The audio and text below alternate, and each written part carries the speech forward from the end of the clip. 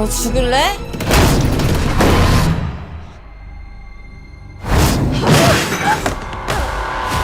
죽어.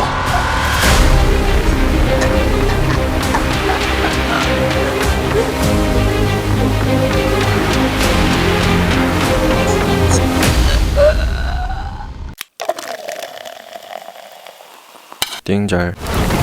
폭풍우가 쏟아지고 천둥 번개가 치는 어느 날 밤, 야 임마, 내가 임마 화난 게 아니라 누군가와 통화를 하며 운전을 하고 있는 오늘의 주인공 동주와 가방을 맨 채 누군가에게 쫓기고 있는 오늘의 또 다른 주인공 강산. 강산은 의문의 검은 남자들을 피해 황급히 골목을 벗어나다가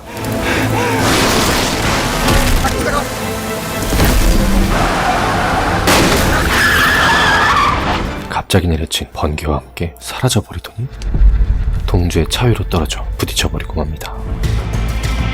형, 동주는 재빨리 그를 병원으로 옮겨보지만 그는 끝내 사망을 하고 말았는데, 잠시 후 형.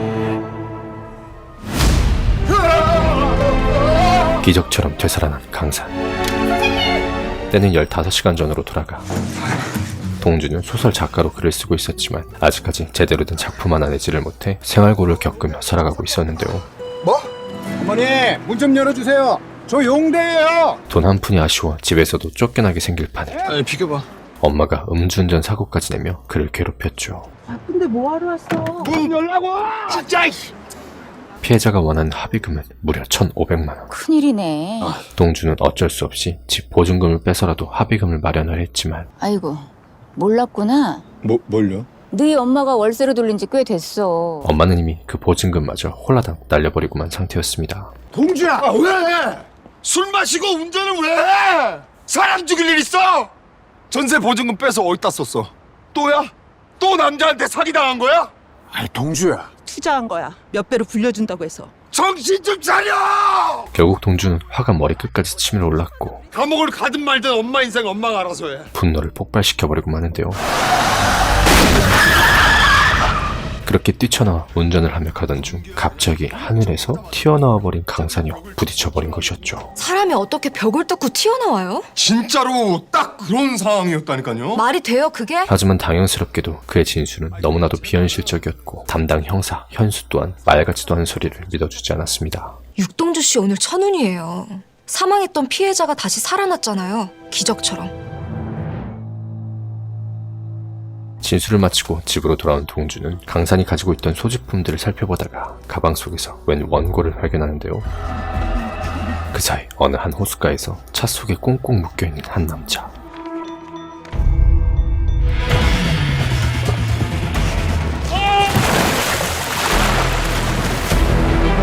그는 손에 흉터가 있는 의문의 남자에게 살해당하고 말죠. 동주는 책 속에서 발견한 원고를 읽고 난 뒤 이 소설에 대해 찾아보기 시작하는데 그 어떠한 정보도 나와 있지 않았습니다. 천재네. 과연 이 소설의 정체는 무엇인가?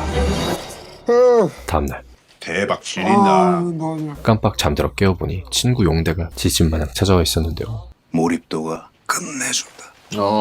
이거 내가 장담한다. 이번엔 무조건 당선이야. 소설이고 자시고 일단 엄마의 합의금이 시급했던 동주는 어디서 돈을 빌릴까 궁리를 하다가 너 태광그룹 둘째 아들이랑 잘 안 되매? 태강그룹 둘째 아들 뭐 그 자식한테 부탁하라고? 명석을 찾아가게 되죠. 오래 기다렸어?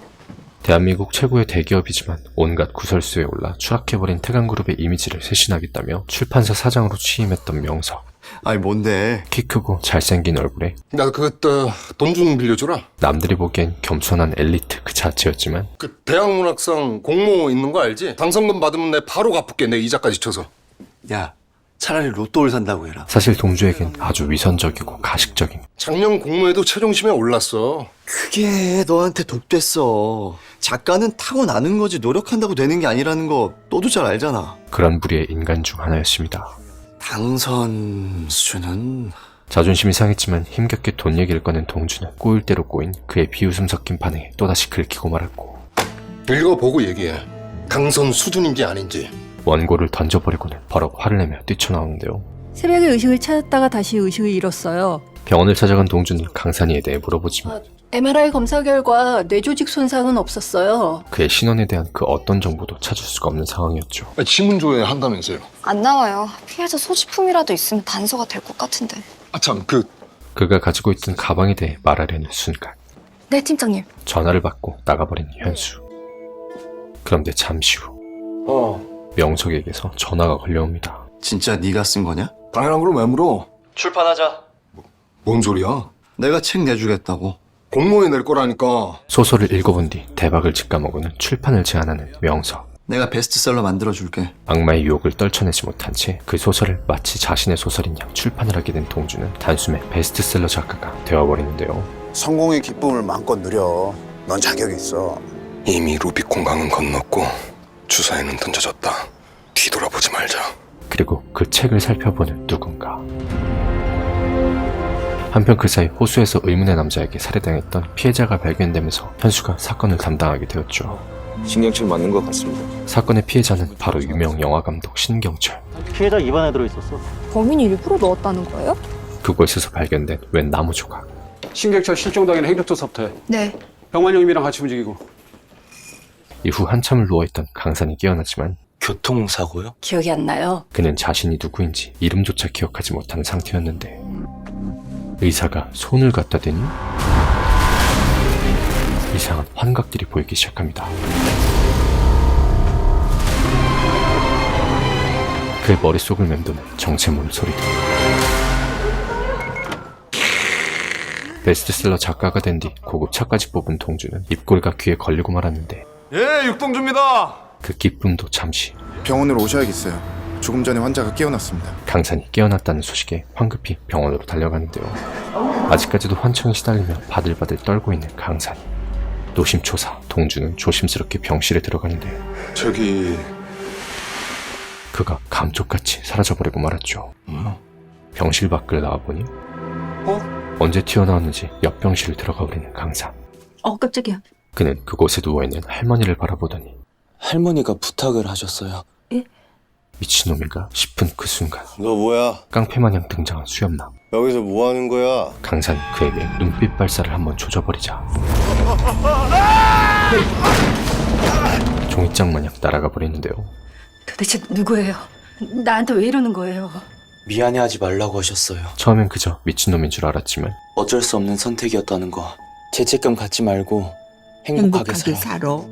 엄마 요양원에서도 잘 지냈어. 거기 보내서 병난 건 아니니까 자주 찾아와줘서 너무 고맙고 고생시켜서 미안하다. 강산의 말을 듣자 이내 딸은 하염없이 눈물을 흘리고 말았죠. 문갑 2번째 서랍을 빼면 바닥에 돈이 든 봉투가 있대요.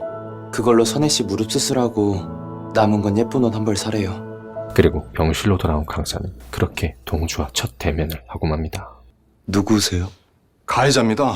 교통사고 낸 사람이 저거든요. 강산은 동주의 손을 덥석 잡아보지만 누군 되고 누군 안 되고. 아무것도 보이지 않고 아무것도 들리지 않았는데요. 그런데 잠시 후 소란스러운 소리에 옆 병실을 가보니 그 할머니가 진짜로 세상을 떠나고 말았죠. 할머니 돌아가실 걸 어떻게 미리 알았던 거야? 가방 어디 있어요? 내 가방. 가방 얘기가 튀어나오자 당혹감을 감출 수 없던 동주는 아무 말도 할 수가 없었습니다. 그 사이 동주의 작업실에 침입해 그 가방을 뒤적거리는 의문의 남자. 그걸 어디다 뒀더라? 잘 생각해봐요. 하지만 강산이 제대로 기억을 하지 못하자 동주는 일단 얼버무리며 얼렁뚱땅 넘어가 버리는데요. 그때 밖에서는 웬 죄수가 병원에 실려오게 되는데 강산이의 담당 의사 수연이 그 죄수를 보자 분노에 가득 찬 눈빛으로 바들바들 떨기 시작했고 병실에 있던 강산이도 이상한 기운을 느끼기 시작했죠. 기다려, 내 의사 불러올게. 그리고 순식간에 또 사라져버린 강산. 어디 갔어? 그는 수연의 방으로 순간이동을 해버립니다. 그녀의 가족 사진을 보자 또다시 들려오는 비명 소리들.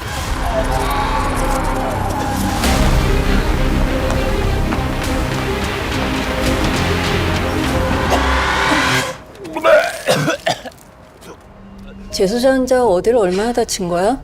그랬어요. 손목하고 이마. 심신미약이라도 주장하려는 건가? 그래서 할머니가 돌아가실 걸 미리 알았다는 거야? 도저히 이해하기 어려운 그의 행동들에 동주는 그저 혼란스럽기만 했고 알 수 없는 장면들이 보이는데 강사는 자신이 겪고 있는 이 현상에 대해 솔직하게 털어놓는데요. 일단 네 말이 사실이라면 교통사고 이후에 일종의 텔레파시 같은 이 초능력이 생겼다는 건데 믿기 힘들지만 동주는 사고 이후 강산에게 초능력이 생겼다는 것을 직감했대죠. 나한테는 왜 안 통하는 거지? 이후 작업실로 돌아온 동주는 황급히 가방을 찾아보지만 어디로 사라진 거야? 온데간데 없이 사라져버리고 책상에 놓여있던 소설 원고에는 카이라는 이름으로 의문의 메시지가 남겨져 있었습니다. 한편 호수에서 살해당한 신경철 살인사건을 수사하던 현수는 2년 전 살해당한 피해자 전두현입니다. 두 사건의 범인이 동일범일 가능성이 있습니다. 현장에서 나온 나무 조각이 2년 전 다른 살인사건 현장에서 나왔던 나무 조각과 비슷하다는 것을 깨닫고 동일범의 소행일 것이란 추측을 하게 되는데요. 신경철의 차량에서는 성폭행 동영상이 담긴 USB가 발견됐습니다. 뭐 이런 건가? 그 사이코 새끼가 집단에 정의구현한답시고 죄 지은 놈 지손으로 응징한다. 그러니까 단순한 살인사건이 아닌 비질란테 흉내를 내는 누군가의 연쇄살인일 것이라는 것이었죠. 가운데가 태강그룹 이태만 회장인가? 이들은 고교 동창인데 각별한 친분 사이를 유지하고 있어요. 그리고 살해된 그들의 또 다른 공통점. 태강그룹 2대 회장 이태만은 다들 아실 겁니다. 태강그룹 이태만을 중심으로 형성된 상류층 커뮤니티 모임인 일명 포르투나와 관련되어 있다는 것. 그리고 포르투나 대표 강혜경 역시 이들과 고교 때부터 친분이 있는데 DF건설 강대식 회장의 혼외자예요. 이게 신경철 살인사건이랑 무슨 관계가 있는 거야? 여기 나상우를 제외하고 신경철이 살해되기 전에 마지막으로 만났던 사람들입니다. 나상우 교수는 지금 실종 상태 아닌가? 네. 확신할 수는 없지만 피해자가 3명일 수도 있습니다. 심지어 그중 한 명인 나상우는 실종 상태라니. 사라지다니요? 가방이 없어지고 동주는 강산에게 찾아가 그 사실을 알려주지만 가방에 뭐가 들었는지 확인했었어요? 특별한 건 없었어. 소설에 대한 얘기는 결코 꺼낼 수가 없었습니다. 무섭게 왜 그래 또? 느껴져요. 신경철 사건을 조사하기 위해 포르투나를 찾아간 현수. 그날 신 감독이 유난히 술을 많이 마셨어요. 아시겠지만 그 당시에 터진 불미스러운 일로 신 감독이 많이 힘들어했거든요. 신경철 씨가 만취한 상태라면 대리기사는 늘 부르는 곳이에요. 나상우 씨 실종 신고돼 있는 거 알고 계시죠? 당연히 알죠. 절친인데. 절친한 친구 4명 중에 1명은 실종, 1명은 살해당했어요. 이상하다는 생각 안 해보셨어요? 이상하다기보단 불행한 일이죠. 이곳의 분위기도 포르투나의 사장인 해경의 분위기도 어딘가 모르게 심상치만은 않았는데요. 그리고 소설을 본 뒤 불안에 떨고 있는 또 한 명의 남자. 육동주 작가에 대해서 자세히 좀 알아봐. 현 태강그룹의 회장이자 명석의 형 태만. 그 사이 혼자 병원에 있던 강사는 또다시 이상한 기운을 감지하기 시작했죠. 병실은? 급해서 빨리 가봐. 경찰이 잠시 자리를 비운 사이 굳은 결의를 한 표정으로 그 죄수의 병실로 향한 수연은 주머니 속에서 웬 주사를 꺼내기 시작합니다. 그리고 죄수의 링거 속에 주사를 넣으려는 그 순간 안 돼.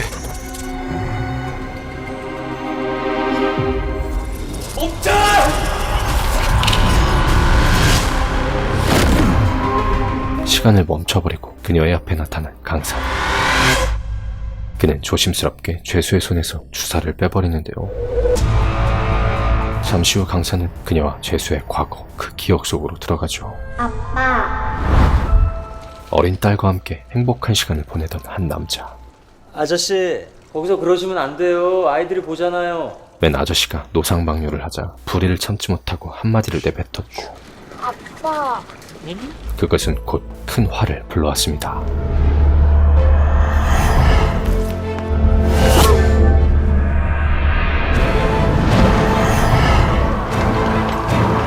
그렇게 세상을 떠난 수연의 남편. 오늘 오후 4시 서울 한복판 대형 쇼핑몰 주차장에서 묻지마 살인이 벌어졌습니다. 평안하고 화목하기만 했던 한 가정이 지옥의 구렁텅이 속으로 빠져버리고 말았는데요. 모든 사실을 알게 된 강사는 또다시 어떤 초인적인 능력을 발휘했고 눈빛으로 기선제압을 하자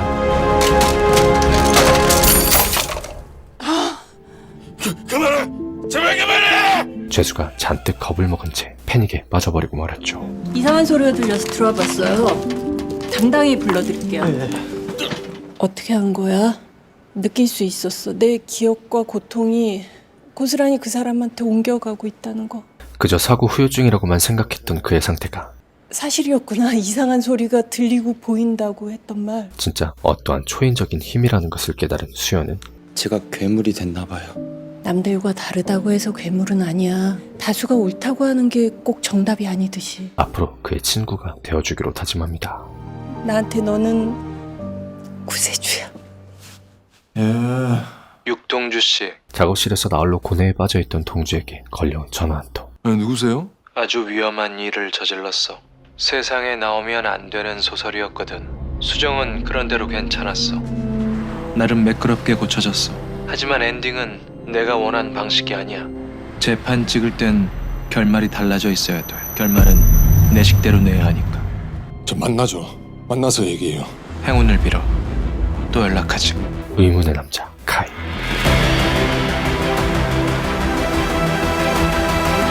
소설을 도둑질한 게 사실입니까? 원고를 훔치기 위해 고의로 교통사고를 냈단 말이 있는데요. 양심의 가책은 어떻습니까? 아주 위험한 일을 저질렀어. 세상에 나오면 안 되는 소설이었거든. 다음날 아침, 동주는 그지 같은 악몽을 꾸고 일어나는데요. 사라진 가방과 지난밤 걸려온 의문의 점. 동주는 그 낯선 남자를 찾아내고자 작업실에 CCTV까지 설치하기로 하죠. 오늘 인터뷰 있는 건 알고 계시죠? 가뜩이나 정신없어 죽겠는데 뜬금없이 잡혀버린 작가 인터뷰. 이번 작품을 집필하게 된 특별한 계기나 이유가 있으신가요? 제 상황이 좀 절박했습니다. 좋은 소설을 쓰고 싶은 이 열망은 절실한데 빈 모니터에 커서만 깜빡이는 아침을 맞게 되면 그야말로 멘붕이죠. 이번 작품은 정신력의 승리인가요? 가난과 육체의 고단함은 정신을 무력화시킵니다. 월세 낼 돈도 없는 사람한테 정신력으로 극복하라는 말은 잔인한 헛소리예요. 동주는 인터뷰 도중 자신의 솔직한 심정을 조심스럽게 털어놓습니다. 이제 더는 못 버티겠구나 싶은 순간에 번개가 쳤습니다. 번개를 맞듯 영감이 떠올랐다는 말씀이신 거네요?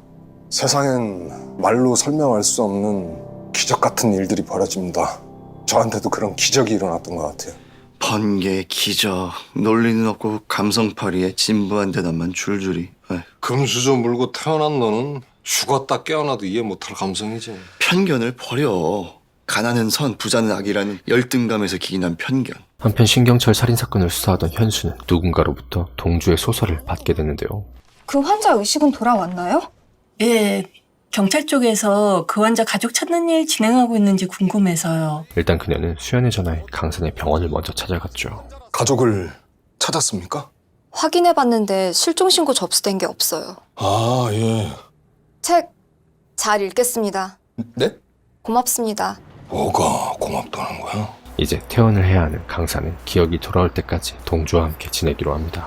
아니 뭐 떠오르는 거라도 있어? 작업실에 가기 전 그들은 혹시나 기억이 떠오르지 않을까 사고가 났던 그 현장에 들렸는데요. 골목이 있었는데. 분명 기억 속엔 허름한 집들과 골목들이 있었건만 분명히 골목이 있었어요. 지금 보이는 건 아파트 공사 현장뿐. 아무리 생각해도 미스테리야. 도대체 넌 어디서 튀어나온 거냐? 그리고 형이 이 동네에서 태어났거든. 아빠 돌아가지고 옆 동네로 이사 갔어. 그날도 엄마 만나고 가는 길에 사고가 났던 거고. 동주는 어릴 적 이곳에서 태어나 자랐었죠. 왜 그래 또? 그렇게 집으로 돌아가려던 찰나 뭔데? 강산은 길가에 음산한 기운을 내뿜는 한 꼬마와 마주합니다. 왜? 야! 어디 가! 호다닥 도망가는 아이를 따라 또다시 달려가던 강산. 왜? 또 뭔데? 그는 어느 한 골목 모퉁이 벽에서 그림 하나를 발견하는데요. 그림에 손을 갖다 대니 엄청난 에너지가 뿜어져 나왔고 강산은 순식간에 또 사라져버리고 말았죠. 그가 이동한 곳은 어느 한 허름한 집 좁은 방 안. 그곳엔 그 꼬마아이가 쓰러져 있었습니다. 그 아이를 보자 강산은 또 다른 기억이 떠오르기 시작했는데요. 형이 미안해. 과연 이 기억은 무엇인가? 형. 사라진 강산이를 찾기 위해 골목을 돌아다니던 동주는 형. 어디선가 들려오는 그의 목소리를 듣게 되죠. 너 지금 어딘데? 내 어딘지 알아야 내 도와주지. 야, 피해자! 그때 집안에 들어온 한 여자. 너 죽을래?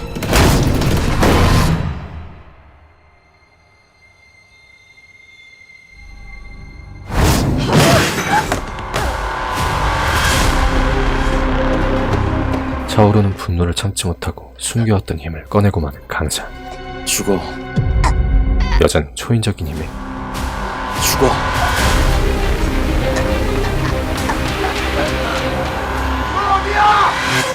야 피해자! 때마침 들려오는 동주의 목소리에 강산은 정신을 차리게 됐는데요. 어떻게 된 거야? 병원으로 가요. 병원 빨리. 강산은 아이를 구출한 뒤 여자를 방 안에 가둬버리고 다시 병원으로 돌아오죠. 저 아이 조금만 늦었어도 생명이 위험했어. 형이 살린 거예요. 잠깐만요. 형이 미안해. 그 아이 등에 흉터가 있어요. 흉터요? 강산이 본 기억은 어린 시절 바로 그의 기억. 아이고야. 거짓말을 진짜 잘하던데요? 이 우연히 발견한 낙서가 마음에 걸렸어요. 아이의 집을 찾아봤습니다. 그럼 기억 상실증 걸린 슈퍼히어로가 벽에 그려진 낙서에서 고통을 보고 듣고 순간이동까지 해갖고 아이를 뭐 구해왔다고 하랴? 잘도 믿겠다. 등 뒤에 남겨져 있는 흔적은 강산이뿐만 아니라 그의 형 카이에게도 남겨져 있었습니다. 동주 엄마는 앞날이 비단길이네. 부럽다. 다음날 아들이 잘 나가는 작가에다 뉴스에도 나오는 의인인데. 그건 진짜 너무 자랑스러워. 아이를 구출한 뒤 강산이에 대한 자초지종을 설명할 수 없던 동주는 한순간에 영웅이 되어 또 한 번의 슈퍼스타로 등극하는데요. 인터뷰 싫다는 놈이 알아서 인터뷰 거리를 만들고. 야 인터뷰 또 잡았어? 야 나 분명히 내 싫다고 했지. 싫다고 했지. 장난하냐? 아이를 구조한 건 칭찬받아 마땅한데. 야 너 그 위선 좀 적당히 떨어. 너 그러다가 장안의 화제인 베스트셀러 작가가 아이를 구출했다는 이야기는 대한민국을 떠들썩하게 만들었죠. 아 진짜 이 미치겠다. 진짜 이 더 유명해지면 안 되는데 이거. 그때 동주의 작업실을 찾아온 현수. 그리고 병원 복도를 지나가다 어느 한 여자와 마주한 강산. 이 책 나한테 보낸 이유가 뭐예요? 보낸 적 없는데요? 안 보냈다고요? 박 형사님 주소도 모릅니다.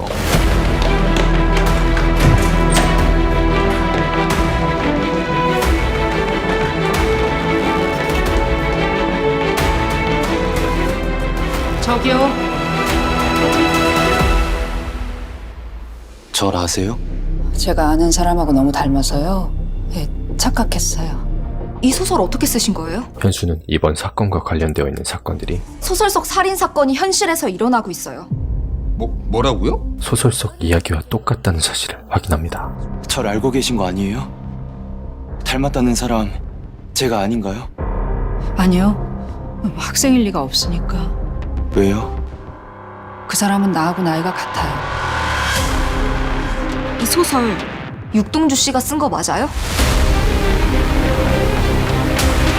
동주는 그녀의 말을 듣다 아주 위험한 일을 저질렀어. 세상에 나오면 안 되는 소설이었거든. 문득 지난번 걸려온 남자의 목소리가 스쳐 지나갔고 27년 전에 수도권 인근 호숫가에서 노숙자가 변사체로 발견된 사건이 있었어요.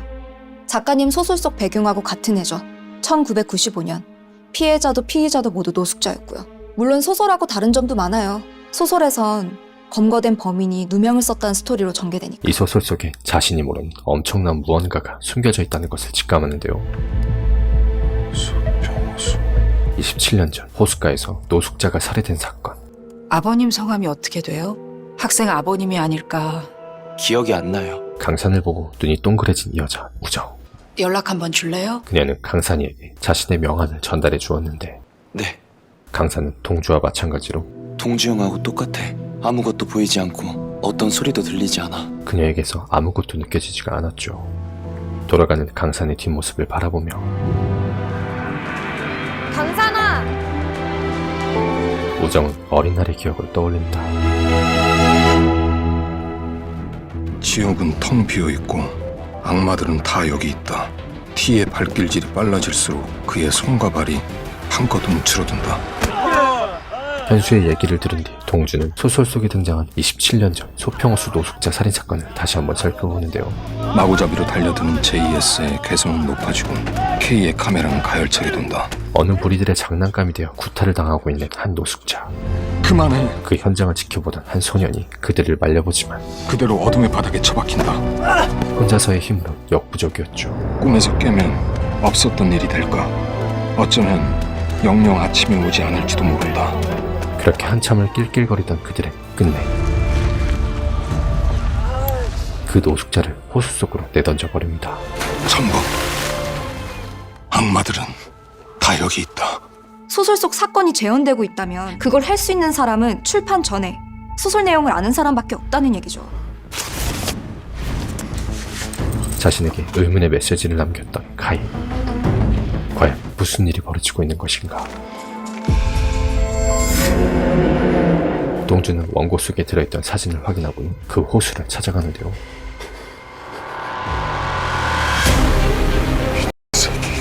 무슨 짓을 저지른 거야? 사진과 똑같은 모습의 풍경. 그리고 이제 식당 일 그만둬. 내가 생활비 줄게. 엄마 돈 때문에 일하는 거 아니야. 운동 삼아 하는 거야. 끊어. 동주는 강산이 바로 그 살인을 저질렀을 것이란 생각을 하게 되지만 회사로 좀 와. 의논할 일이 있어. 그리고 우리 이제 슬슬 10세 찍을 때 된 것 같아서 중간 정산 살짝 해봤다. 다음 작품 계약금까지 같이 넣었으니까 확인해봐. 물 들어올 때 노져라. 눈앞에 들어온 5억 원이라는 어마어마한 돈 앞에선 자본주의의 노예가 되어 그 어떤 것도 할 수가 없었죠.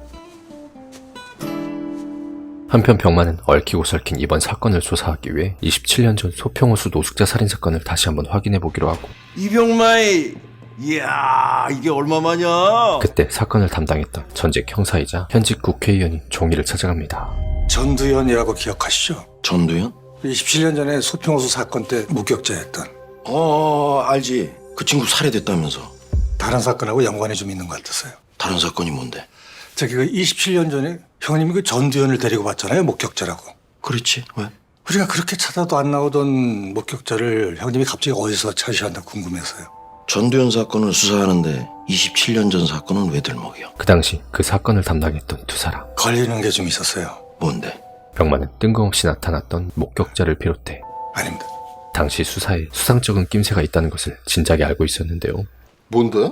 신경철 감독 시나리오. 가뜩이나 심란해 죽겠는데 엎친 데 덮친 겨. 신경철 감독? 또 하나의 충격적인 소식이 동주의 귀에 들려왔죠. 이거 신 감독 유작인데 우리 소설 초반하고 설정이 똑같아. 내가 시나리오 표절이라도 했다는 거야? 실제 사건 참고한 적 없다며. 이거 소평호수 노숙자 살인 사건을 모티브로 쓴 거래. 복수 설정만 없지 우리 소설 초반하고 거의 똑같다고. 영화사에서 표절 의혹을 제기한 것. 지금은 그냥 조용히 있어. 27년 전에 노숙자 하나 죽은 사건에 아무도 관심 없어. 살인 사건에 저작권이 있냐? 그 사이 신경철의 모교까지 찾아간 병만은 졸업사진을 확인하다가 이하늘이라는 학생을 발견합니다. 저기요. 형사님이세요? 무슨 일인데? 소평호수에서 있었던 살인사건 누구하고 얘기해야 돼요? 뭐 하는 거 있어? 과거 노숙자 살인사건을 목격했다며 찾아왔던 바로 그 학생. 형님! 하지만 병만은 그 아이를 종일에게 맡겼었는데요. 당연히 알죠. 내내 1등이었어요. 이 학생 연락처를 좀 알고 싶은데. 실종됐어요. 죽었다는 얘기도 있고. 그게 언제입니까? 죽었다 살아난 기저귀의 소년. 야, 기저귀는 어때? 기저귀. 강산이에게 이름을 지어주며 작업실로 돌아온 동주. 여기는 이 형 작업 공간이니까 너 절대로 침범하지 마. 저거 뭐예요? 작업 공간이니까 침범하지 마. 그런데 내가 분명히 잠궜는데? 분명히 잠궈놨던 서랍이 열려 있었죠. 아니, 다른 거 다 필요 없고 내가 말한 것만 찾아. 비디오 테이프는 찾아서 뭐하게? 어차피 공소시효도 다 지난 일인데. 쥐가 들어. 솔직히 말해봐. 전두현 네가 죽였지? 누가 죽였는지는 알지? 넌 아니잖아. 아이고, 제가 좀 늦었습니다. 어서 오세요, 의원님. 이 사건의 핵심 목격자가 2년 전 살해된 전두현이고 담당자는 바로 선배님과 변종일 의원이었어요. 27년 전 살인사건의 담당자가 병만과 종일이었다는 걸 확인한 현수가 따져묻기 시작하자 뭘 숨기고 계신 거예요? 27년 전에 검거한 범인 진범이 맞긴 한 거예요? 그날의 기억을 떠올리는 병만. 그 사건의 용의자로 또 다른 노숙자 노명남이 잡혀 들어왔던 그날. 빨리 끝내야 너도 편해. 잠도 못 자고 꼴이 이게 뭐야? 병만은 종일이 강압 수사를 했다는 사실을 알고도 모른 척 넘어갔었습니다. 처대가 심장병으로 생사를 오가고 있어서 신장이 온통 아이한테 가 있었거든. 변 선배가 돈까지 챙겨주면서 아이 옆에 있어주라고 하길래 그 사이에 자백받고 검찰에 송치하고 일사천리로 수사는 준결됐어. 소설 속에서 또 다른 노숙자가 누명을 쓰고 옥살이를 했다는 내용과 똑같이 노명남이 누명을 쓴 것이었는데요. 찾아왔었다는 학생이요. 이하늘이라는 그 학생 지금 살아있어요? 실종됐어. 어떻게 안 거야? 왜 죽었다고 생각한 거냐고. 설명하자면 좀 길어요. 분명한 건 27년 전 사건이 현재 벌어지고 있는 연쇄살인의 동기, 출발점이에요. 열려있는 서랍을 확인하고자 CCTV를 확인한 동주는 누군가가 작업실에 침입했다는 것을 확인하죠. 다음날 교장 선생님? 교장 선생님이 27년 전 사건을 제일 잘 알고 계실 거래. 만나서 직접 여쭤봐. 동주는 살인사건을 알아보기 위해 모교를 찾아갑니다. 오, 왔어? 잠깐 안에서 기다려. 한율쌤이 잠시 자리를 비운 사이 교장실을 둘러보다가 문득 발견한 사진 한 장. 홀로 작업실에 남아있던 강산이 또한 동주의 어릴 적 가족 사진을 발견하는데요. 동주는 옛날 옛적 그 사진 속에서 강산과 똑같은 모습의 학생을 발견하고 동주의 가족 사진을 확인한 강산이 또한 무의식 속 과거의 기억들이 스쳐 지나가기 시작했죠. 1995년 쌍둥이는 말 안 되고 아버지 아무리 그래도 그렇지 어떻게 이렇게 똑같이 생겼어. 이 머리 모양까지 비슷한데 신발도 똑같잖아. 때마침 작업실에 들른 현수. 뒷문으로 나가. 어서. 형은요? 형은 어디 있어요?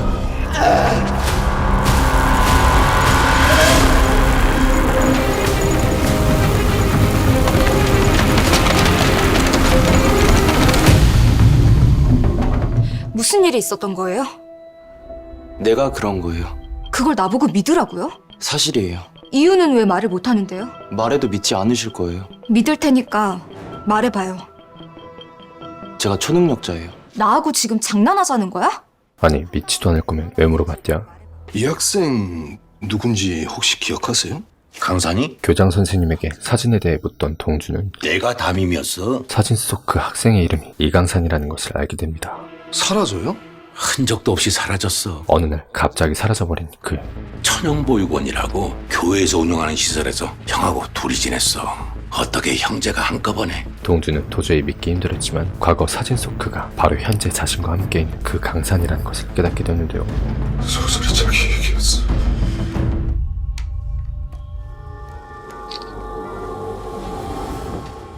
(27년) 전 소평허수 사건의 진실이 이 책에 담겨 있어요. 현수는 현재 벌어지고 있는 사건의 실마리 소설 속 화자는 실종된 이하늘을 연상시키고요.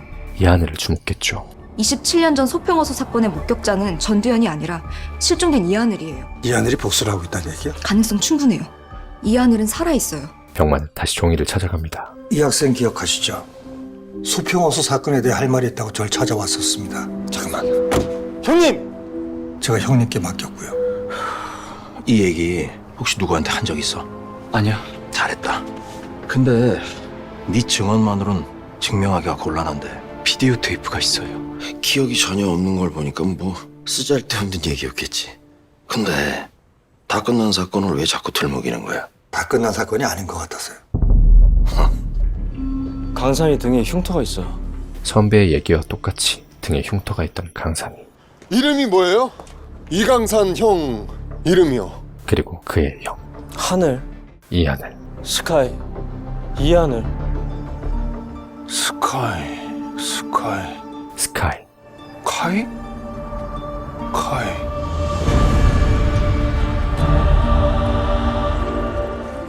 이 사람이에요. 선배님께 소포 전해달라고 했던 사람이요. 그러던 중 현수는 자신에게 그 소설을 보낸 사람을 찾아내게 되는데요. 무릎 통증은 좀 괜찮으세요? 바로 노명남. 저한테 소설을 보낸 사람이 노명남이에요. 확실해요. 그는 현재 세탁소를 운영하면서 카이와 연락을 하고 지내고 있었죠.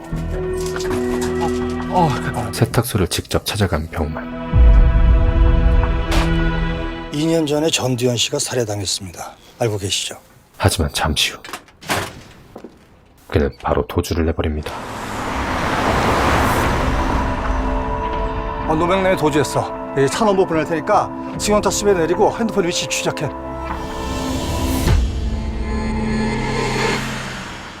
아니 구체적으로 어디가 어떻게 똑같다는 겁니까?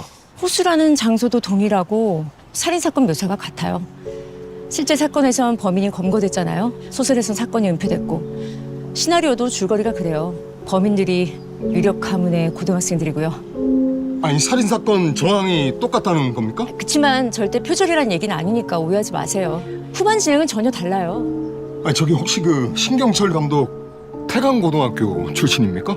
그럴걸요? 표절건으로 인해 출판사 직원으로부터 그 사건에 대해 설명을 듣게 된 동주. 그는 얘기를 들은 뒤 소설 속 등장인물들과 지금까지 자신이 캐치해낸 실존 인물들을 배치하기 시작했는데요. 영화감독 지망생 신경철, 법대 지망생, 교수 지망생, 악마들은 다 여기 있다. 카이의 동생 강산, 그리고 아직 특정되지 않은 인물 재벌 아들까지. 잠시 후 박현수입니다. 난 안 죽였어요. 현수에게 명남의 전화가 걸려왔죠. 내가 안 죽였어요. 만나서 얘기해요. 제가 계신 곳으로 갈게요. 이번에는 안 당해요. 두 번은 안 당합니다. 믿을게요. 믿어요. 그러니까 만나요. 이렇게 도주하시면 용의자로... 또다시 누명을 쓰게 될 거란 두려움에 다짜고짜 도망부터 쳐버린 그. 동주를 만나시겠다고요? 한편 명석의 형 태강그룹 회장 태만은 고심 끝에 동주를 직접 만나기로 합니다. 너 형이 날 왜 만나? 격려하고 싶으시대.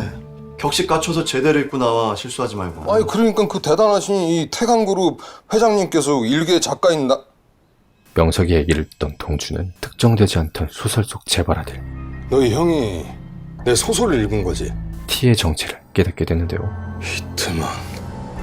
그 사이 강사는 나홀로 병원에서 만났던 그 여자 우정과 약속을 잡고 만나러 가다가 그리고 저기 교회가 보여요. 교회에서 좀만 내려오면 돼요. 어느 한 골목에 있는 교회를 보자 또다시 무의식 속 기억이 떠오르기 시작했죠.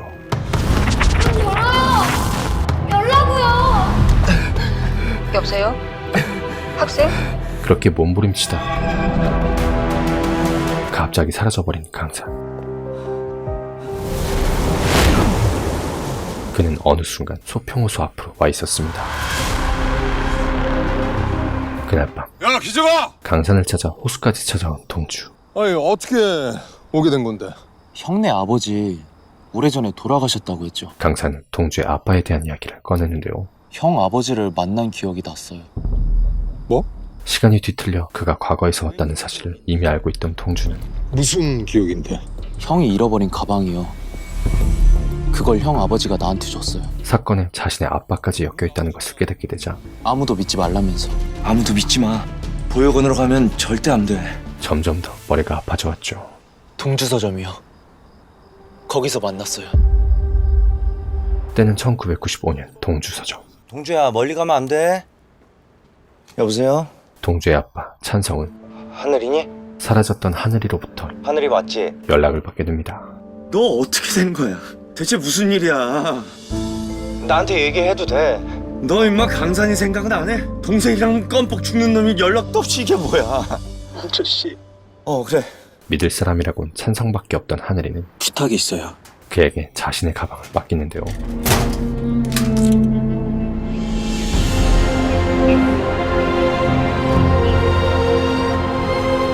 등장인물에 우리 아버지가 없었어. 서점 무슨 소리예요? 왜 있었다. 그리고 동주는 소설 속에서 서점에 대한 이야기를 확인하죠. 가져가서 읽어볼래? 우연히 들른 작은 서점에서 만난 두 사람. 학생이 읽고 같이 얘기도 나누고. 하늘은 자신을 챙겨주는 어른 찬성에게 마음을 열게 되고 책을 쥔 내 두 손에 따뜻한 온기가 스민다. 급격히 가까워지게 됩니다. 그대 아버지 얘기는 없어. 가방 얘기도 동생 실종 얘기도 없어. 뭐 하는 거예요? 그럼에도 불구하고 책 속에 아버지에 대한 내용이 없을 수밖에 없는 이유. 맞아. 쓸 수가 없었어. 아버지가 이강산한테 가방을 줄 때 원고는 이미 가방에 있었어. 가방을 들고 도망치던 강산이 그 뒤에 일어난 일은 그 시점에서부터 현재로 사라졌기 때문. 가희도 몰라. 쓸 수가 없었던 거야. 소설 1막은 이하늘이 목격하고 경험한 서평호수 사건의 전말. 2막은 카이의 복수 계획. 1막과 2막 그 사이에 아버지 얘기가 있어. 카이도 모르는 숨겨진 이야기. 한편 경찰에서는 현수가 소설 속 내용을 토대로 수사를 하고 있다는 소문이 퍼지며 그에 대한 반발이 일어나게 되는데요. 현장에 있던 증거 전망 관련 인물들이 모두 27년 전 소평호수 사건을 가리키고 있어요. 확실한 증거도 없이 말 그대로 소설을 쓰고 자빠진 현수에게 동료 형사들이 분노를 표출하자 선배님도 알고 계셨어요? 너무하신 거 아닙니까? 동고동락했던 동료를 어떻게 증거도 없이 비리 경찰로 모으는데 합세할 수가 있습니까? 있어 증거. 병만은 결국 과거 자신의 얘기를 털어놓으며 내가 증거야. 변정일이 노명남을 폭행하는 걸 보고도 외면했어. 스스로를 증거로 내세웠죠. 노명남 진술이 앞뒤가 안 맞는 걸 알면서도 묵인했다고. 내가. 그러던 중 병만에게 걸려온 카이의 전화. 전두현은 왜 죽었을까요? 누구시죠? 중요한 걸 놓치고 있어요. 모든 문제는 얼마나 또 어떻게 복잡하든 간에 결국 귀결되는 곳은 하나입니다. 누구보다 당신이 너무 잘 알잖아요. 돈. 박현수입니다. 현수에게도 긴박한 전화 한 통이 걸려옵니다. 노명남이 변정일 의원 딸을 납치했어요. 동주서장 가는 거 아니었어요? 꼼짝 말고 차에서 기다려. 자신의 해석과 딱딱 맞아 떨어지는 모든 상황에 동재는 그 확신을 얻고자 아버지 교통사고로 돌아가셨다고 했지? 아빠에 대한 얘기를 물었고 그날 피 왔어? 비 막 쏟아지고 천둥 꽝 치고 번개 때리고. 그 대답은 그의 해석을 맞다고? 그렇다니까? 아주 명확하게 만들어 주었는데요. 말도 안 되는 일이 말이 되어버린 지금 축하한다. 동주는 또 하나의 말도 안 되는 일. 육동주의 화양연화가 지금인 것 같다. 올해 한국문학상 수상작으로 신이 죽었다가 선정됐어. 문학상까지 수상하는 쾌거를 이뤄내고 말았죠. 데뷔작으로 한국문학상 받는 작가는 네가 처음일 거다. 신이 죽었다를 번역해서 전 세계에 알리고 싶대. 위험하다. 태양이 너무 가까이 있어. 태양 가까이 다가가면 내가 훔친 날개의 밀랍은 녹아버린다. 뭐해?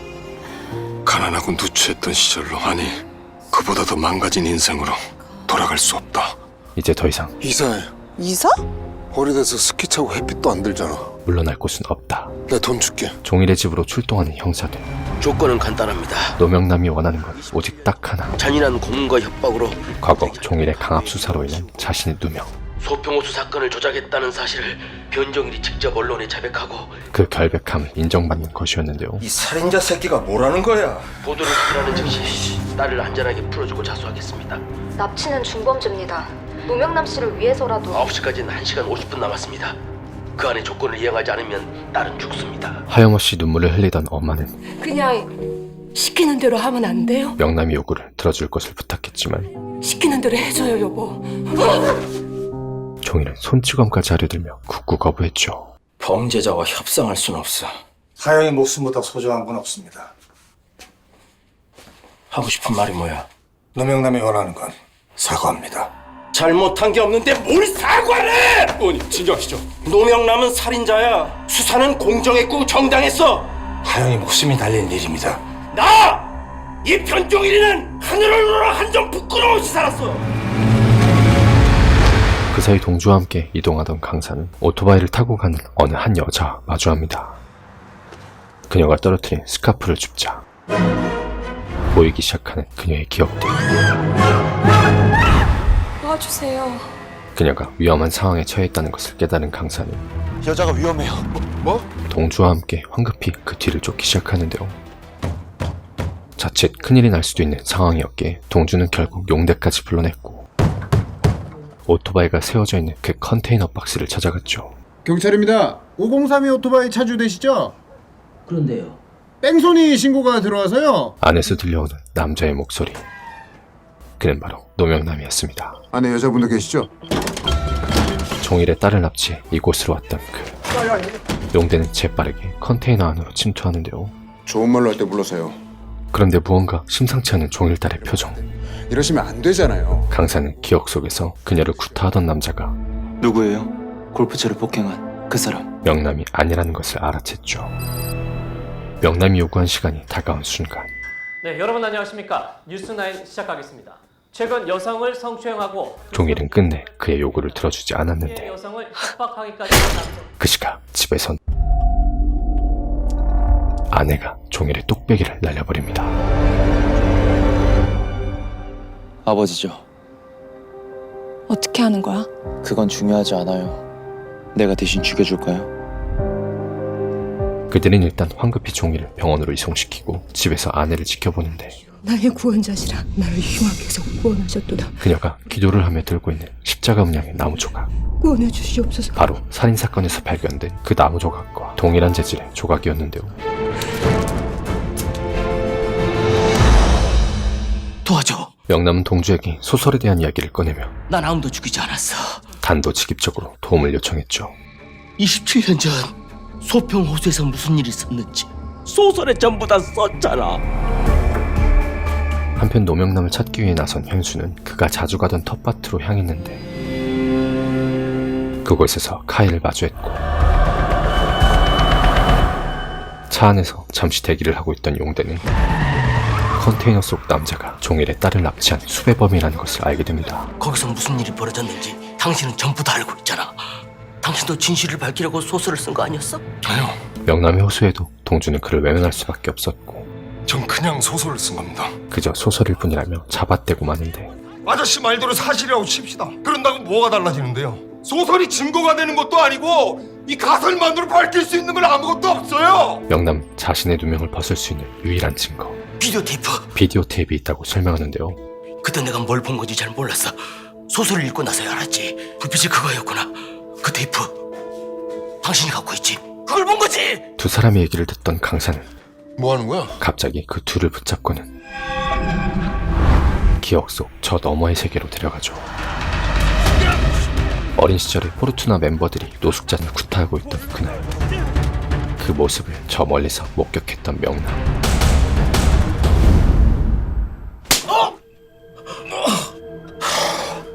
넌 죽은 주진성이하고 싸웠어. 주진성이 알지? 네가 술 취해서 살해한 노숙자. 네가 맡아놓은 자리 때문에. 그리고 종일의 강압수사로 인해 모든 누명을 쓰고 옥살이를 했던 그래서 화가 치밀었어. 진짜 제가 안 죽였어요. 범인들을 제가 봤다고 했잖아요.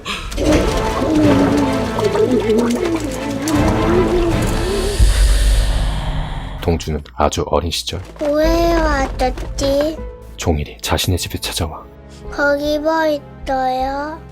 비디오 테이프를 찾고 있던 기억을 떠올리게 됩니다. 아저씨 본 거 비밀이야. 왜요? 비밀 작전이니까. 이후 어디론가 또 사라져버린 강산과 사라졌어요. 사라져버렸어요. 뒤이어 다시 컨테이너로 돌아온 용대. 지금이라도 늦지 않았으니까 자수하면. 과연 그들에겐 내가 한 거예요. 어떤 일들이 전부 내가 계획한 거예요. 아저씨는 아무 잘못 없어요. 더 펼쳐지게 될까요?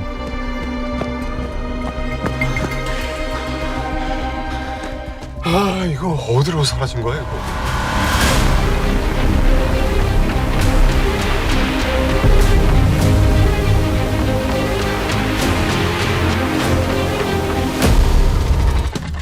오늘은 2023년 방영된 JTBC 드라마 기적의 형제 1, 6화에 대한 내용을 간략하게 살펴봤는데요. 처음엔 사실 어떤 내용의 드라마인지 전혀 알지 못하고 보기 시작했다가 첫 화부터 시작된 미친 듯한 스릴감과 속도감 넘치는 전개에 금방 몰입하게 된 작품이었죠. 사건들을 풀어 헤쳐나가는 추리 과정과 거기에 더해진 판타지적인 요소 그리고 적절하게 스며든 유머러스함까지 생각보다 엄청 완성도가 높은 드라마였습니다. 오늘은 제가 주요 스토리라인을 위주로만 간략하게 보여드리긴 했지만 전체적으로 더 다양하고 풍성한 이야기와 에피소드들이 정말 지루할 틈 없이 전개되는 만큼 드라마 기적의 형제 고정 댓글 확인하시고 꼭 한번 본편을 관람해보시는 것을 추천드리면서 띵잘의 추천 드라마 재밌게 보셨다면 구독과 좋아요 부탁드리고 저 띵잘은 다음에 더 좋은 작품 소개로 돌아오도록 하겠습니다. 그럼 이만 띵잘을.